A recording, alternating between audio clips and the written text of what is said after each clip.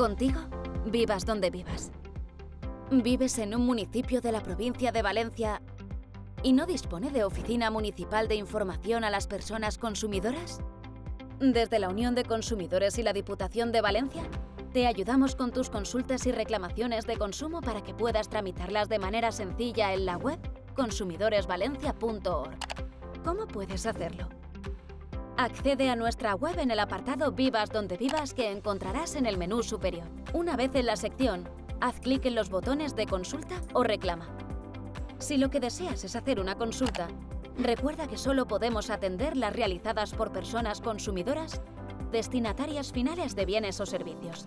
Una vez en el formulario, facilita toda la información y explica con la mayor claridad posible tu consulta. Cuando todos los campos del formulario estén rellenados, acepta la política de privacidad y pulsa Enviar. Si necesitas realizar una reclamación, accede a su apartado. Al igual que en las consultas, este servicio se presta solo a personas consumidoras o destinatarias finales. En primer lugar, completa la información personal y selecciona tu municipio dentro del listado habilitado. Si no lo encuentras, es que este dispone de oficina de atención al consumo, donde debes acudir para este trámite. En el siguiente paso, incluye todos los datos sobre el reclamado, indicando tanto nombre de la empresa o profesional como los datos de contacto.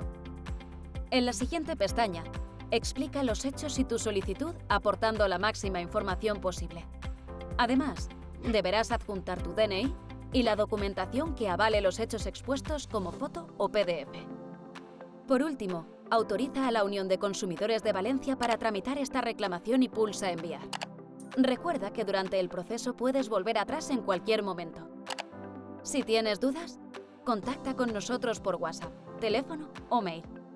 Contigo, vivas donde vivas.